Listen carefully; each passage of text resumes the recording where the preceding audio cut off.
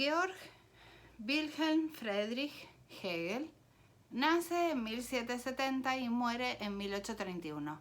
Es importante marcar la fecha porque es importante tener en cuenta el periodo en el que vivió. Piensen que en 1789 es la Revolución Francesa, 1776 la Revolución Norteamericana, por lo que Hegel vive en un periodo de revoluciones, en un periodo de cambios, y en Alemania fundamentalmente se daba el reinado de Federico de Prusia, con estas características de rey ilustrado que daba mucha libertad para las artes, la filosofía, y que es como el momento del florecimiento también del pensamiento alemán, en el momento del romanticismo alemán. Piensen también 1776 es la muerte de Hume. Coincide también con parte de la vida de Kant. En fin, tienen un montón de cosas importantes, históricas para tener en cuenta, por eso marcamos esta fecha. ¿Cuál es la discusión que existe previa a la época de Hegel? La discusión de gran importancia había sido el problema de la sustancia. Para toda la filosofía antes de Kant y antes de Hume, se estaba apoyando en una filosofía en que pensaba en la sustancia o en la cosa en sí. Aristóteles había establecido que hay que ser, se dice de muchas maneras, ser en sí, ser en otro. Ser en sí era aquel que era independiente, que no dependía de otra cosa. Ser en otro es lo que necesita de algo como para aplicarse, ¿no? En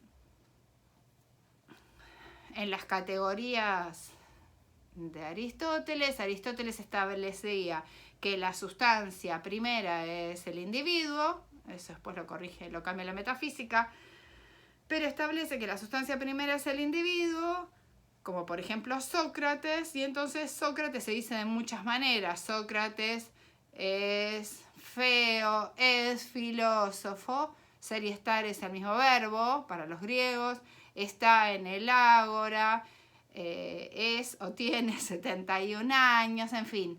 Todas estas relaciones o categorías o atributos se aplican al individuo Sócrates y entonces nos van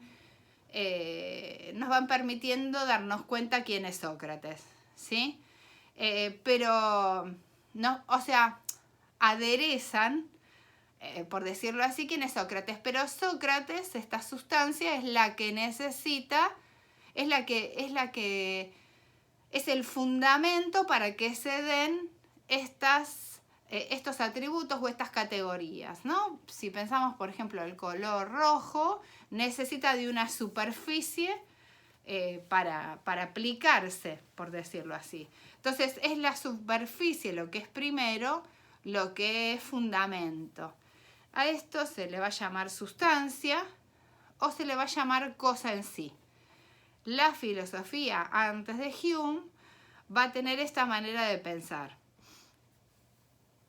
Entonces habría un ser en sí y un ser subordinado, que serían estas categorías o modalidades, que serían ser en otro. Hume pone en tela de juicio esta concepción de la sustancia, porque dice que en realidad no tenemos ningún dato objetivo. El planteo de Hume tenía que ver en los datos que nos vienen por los 5 sentidos, y él dice no tenemos ninguna idea, no tenemos ningún dato objetivo sensible que nos permita pensar la idea de sustancia. O sea, la idea de sustancia es meramente una idea sin un correlato, que no tiene una impresión que le corresponda. Entonces, la idea de sustancia es una idea sin un correlato real, sin un correlato en la realidad, ¿no? O sea, esta cosa en sí de la que estamos hablando, este sustrato por detrás de los cambios, no tiene una realidad, no tiene una impresión que la fundamente. Esto lo hace pensar a Kant, y Kant concluye que entonces la sustancia es una categoría, pero una categoría en el sentido kantiano, o sea, una ley de enlace de nuestras representaciones. Nuestras representaciones se enlazan de una manera determinada y la sustancia sería una de estas leyes de enlace. Por lo tanto, la sustancia no estaría en la realidad y en las cosas mismas, por decirlo de esta manera. Y entonces Kant va a establecer una diferencia entre noúmeno y fenómeno, va a dejar la hipótesis de la cosa en sí y va a decir que lo que nosotros conocemos es lo que se nos aparece, porque esa cosa en sí hipotética no la podemos conocer.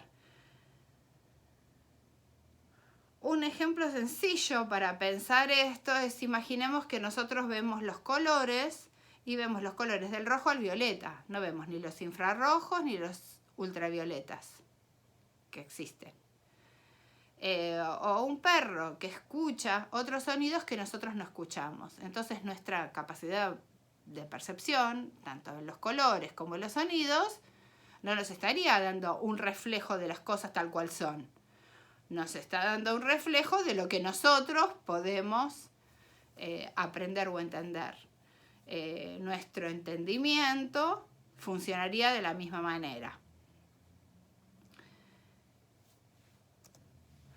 Lo que lo lleva a decir a Hegel que entonces el conocimiento es relativo. El conocimiento es una ilusión, porque podemos conocer solamente los fenómenos siendo que hay cosas en sí. Entonces no podemos conocer las cosas tal cual son.